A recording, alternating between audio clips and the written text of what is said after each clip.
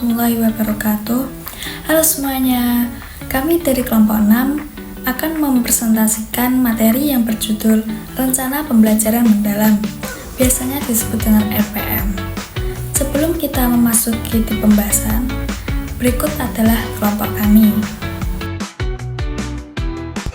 Halo semua, kali ini kita akan membahas tentang RPM. Nah, apa sih yang melatar belakangi RPM? Jadi, perkembangan pendidikan menuntut pembelajaran yang tidak hanya berfokus pada penguasaan materi, tetapi juga pemahaman konsep secara mendalam. Namun, pembelajaran masih sering berorientasi pada hafalan, sehingga pemahaman peserta didik belum optimal.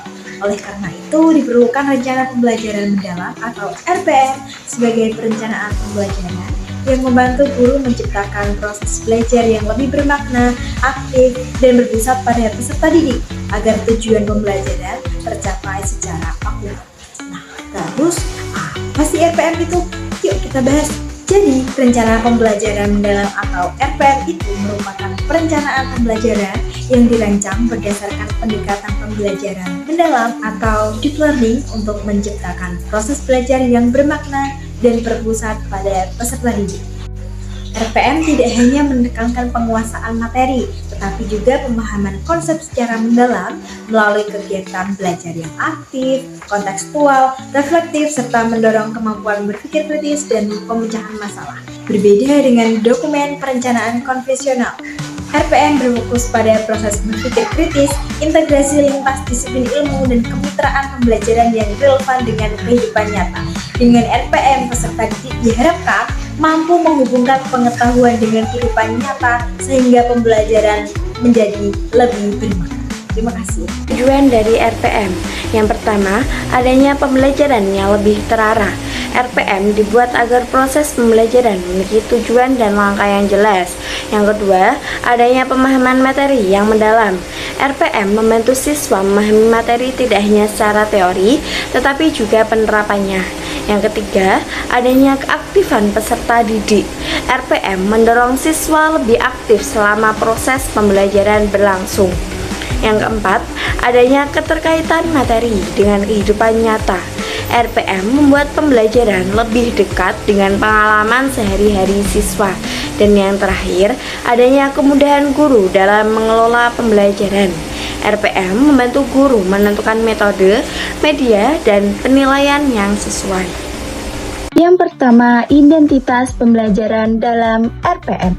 Identitas pembelajaran merupakan bagian awal dalam RPM atau rencana pembelajaran mendalam yang berfungsi memberikan informasi umum mengenai pelaksanaan pembelajaran seperti mata pelajaran, kelas atau fase, materi, semester, dan alokasi waktu. Bagian ini membantu guru dan pihak sekolah memahami pembelajaran yang akan dilaksanakan serta memudahkan dalam mengorganisasi kegiatan belajar agar sesuai dengan tujuan pembelajaran dan jenjang peserta didik. Selanjutnya, komponen-komponen identitas dalam RPM. Yang pertama, nama sekolah berisi nama satuan pendidikan tempat pembelajaran dilaksanakan. Penulisan nama sekolah harus lengkap dan jelas. Yang kedua, mata pelajaran menunjukkan bidang studi yang diajarkan dalam pembelajaran tersebut. Yang ketiga, fase atau kelas menjelaskan tingkat peserta didik sesuai kurikulum merdeka. Dalam kurikulum merdeka digunakan istilah fase. Yang keempat, semester menunjukkan waktu pelaksanaan pembelajaran dalam tahun ajaran, yaitu semester ganjil atau semester genap. Yang kelima, materi atau topik. Pembelajaran berisi pokok bahasan yang akan dipelajari siswa. Materi ditulis secara singkat tetapi jelas agar fokus pembelajaran mudah dipahami. Yang keenam, alokasi waktu. Menjelaskan jumlah waktu yang digunakan dalam pembelajaran, biasanya ditulis berdasarkan jam pembelajaran. Yang ketujuh, nama penyusun guru. Berisi nama guru atau penyusun perangkat pembelajaran. Baik teman-teman, materi selanjutnya adalah desain pembelajaran. Apa sih itu desain pembelajaran? Jadi, desain pembelajaran adalah proses sistematis untuk merancang pengalaman belajar yang berfokus pada capaian pembelajaran, kebutuhan peserta didik, dan pengembangan kompetensi abad ke-21. Proses ini tidak hanya menekankan penyampaian materi, tetapi juga mengintegrasi praktek pedagogis, teknologi digital, lingkungan belajar yang kondusif, serta kemitraan pembelajaran kolaboratif agar terciptanya pembelajaran yang aktif, kontekstual, dan berpusat pada peserta didik. Yang pertama yang kita bahas adalah capaian pembelajaran atau CP. Apa sih itu capaian pembelajaran? Jadi, capaian pembelajaran merupakan kompetensi yang diharapkan dimiliki peserta didik setelah mengikuti proses pembelajaran. Dalam kurikulum Merdeka, capaian pembelajaran menjadi acuan utama dalam merancang tujuan pembelajaran dan aktivitas belajar. Yang kedua adalah menentukan topik pembelajaran. Jadi, penentuan topik pembelajaran harus mempertimbangkan relevasi dengan capaian pembelajaran, kebutuhan peserta didik, konteks sosial budaya, serta perkembangan ilmu pengetahuan dan teknologi.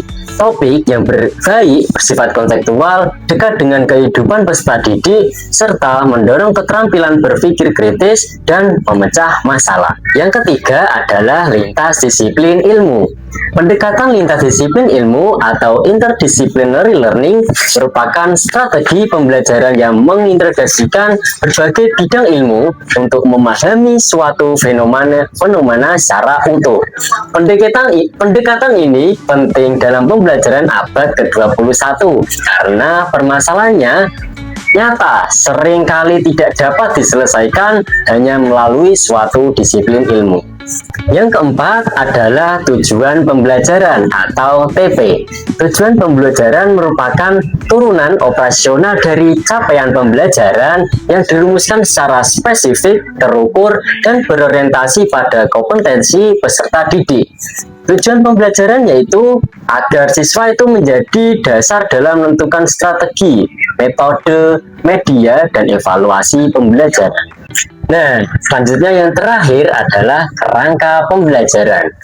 Kerangka pembelajaran itu terdiri atas 4 komponen utama, yaitu 1 adalah praktek pedagogis, yang kedua lingkungan pembelajaran, yang ketiga pemanfaatan digital, dan keempat pemitraan pembelajaran. Lalu yang pertama ada pengalaman belajar, ada tahap awal yaitu guru memberi salam dan mengajak kehadiran siswa. Yang kedua ada guru menunjukkan gambar pizza atau kue yang dipotong menjadi beberapa bagian. Ada guru bertanya, jika pizza dibagi menjadi 2 bagian sama besar, setiap bagian disebut apa? Lalu guru mengaitkan jawaban siswa dengan materi pecahan sederhana.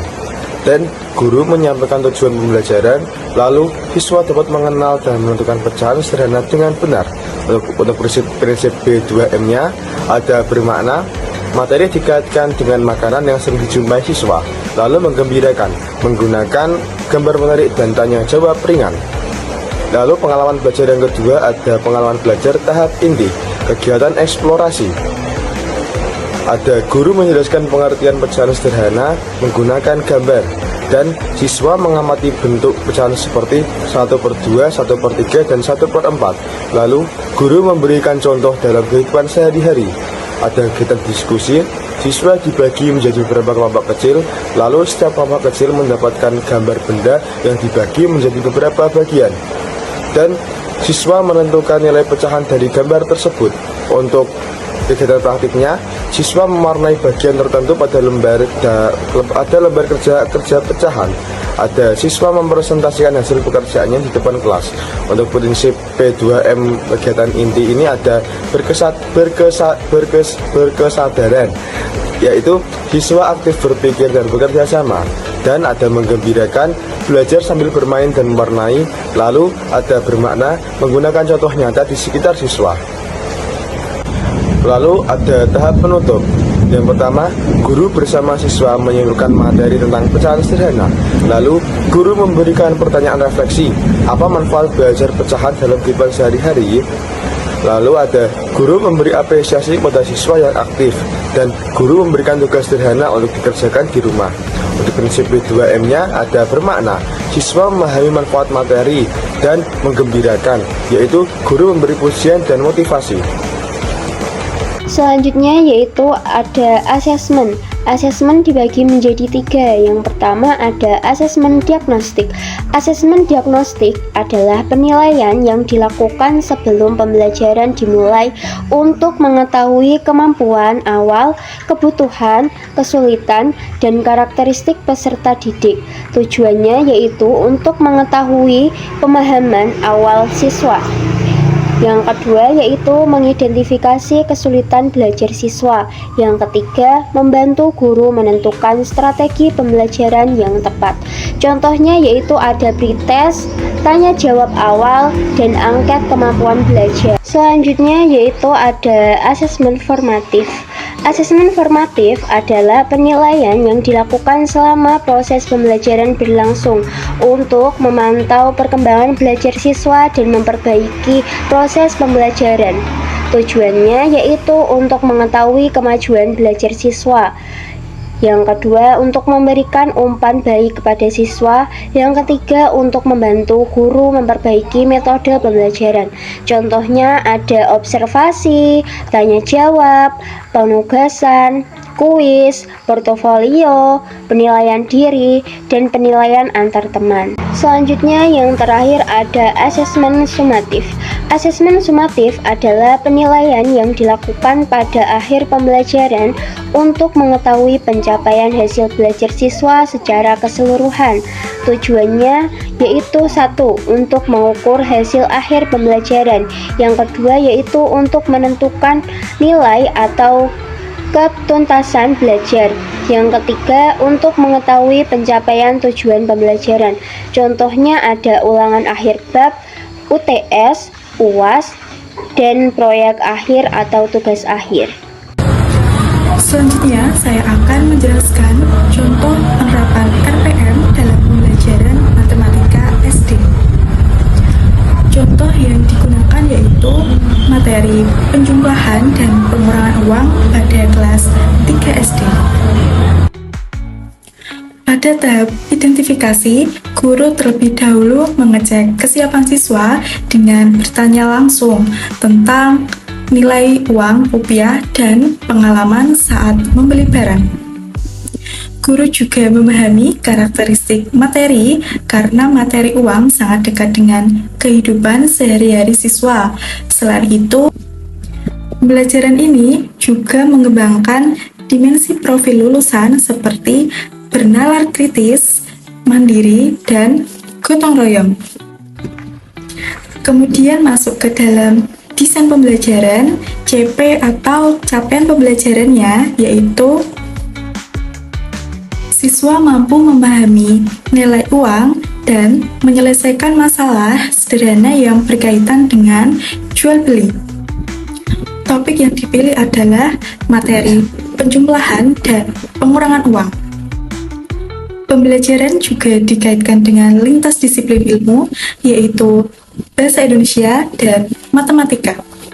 Karena siswa membaca daftar harga sekaligus menghitung uang.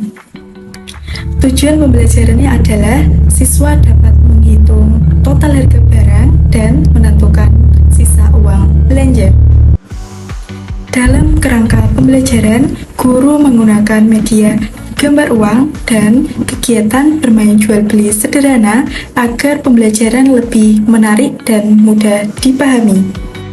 Selanjutnya, pada pengalaman belajar, kegiatan awal dilakukan dengan guru menunjukkan gambar uang dan bertanya tentang pengalaman siswa saat membeli barang. Pada kegiatan inti, siswa bermain peran menjadi penjual dan pembeli, lalu menghitung total belanja dan uang kembalian. Setelah itu, siswa berdiskusi bersama kelompoknya. Pada kegiatan penutup, guru dan siswa menyimpulkan cara menghitung uang dalam kegiatan jual beli. Yang terakhir yaitu asesmen. Asesmen ada 3. Yang pertama, asesmen diagnostik, yang kedua, formatif, dan yang ketiga, sumatif. Yang pertama, asesmen diagnostik dilakukan melalui tanya jawab tentang nilai uang. Yang kedua, asesmen formatif dilakukan dengan latihan menghitung total harga dan uang kembalian. Yang ketiga, asesmen sumatif dilakukan dengan soal cerita tentang kegiatan belanja sederhana. Melalui contoh ini, kegiatan pembelajaran matematika menjadi lebih kontekstual, aktif, dan mudah dipahami oleh siswa SD. Jadi, kesimpulan dari materi yang telah disampaikan oleh teman-teman yaitu rencana pembelajaran mendalam, biasa disebut dengan RPM. Perencanaan pembelajaran yang dirancang agar proses belajar lebih aktif, bermakna, dan berpusat pada peserta didik. RPM tidak hanya menekankan hafalan materi, tetapi juga membantu siswa untuk memahami materi secara mendalam dan mengaitkannya dengan kehidupan sehari-hari. Dalam RPM, guru merancang tujuan, kegiatan pembelajaran, dan asesmen yang sesuai agar siswa lebih mudah memahami materi secara mendalam, berpikir kritis, serta aktif dalam proses pembelajaran.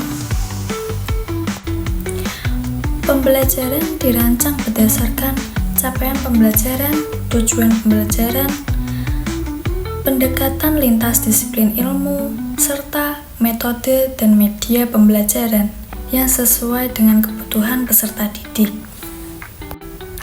Dengan penerapan RPM, pembelajaran menjadi lebih terarah, menyenangkan, dan efektif. Cukup sekian presentasi dari kelompok kami. Mohon maaf bila ada salah kata. Wassalamualaikum warahmatullahi wabarakatuh.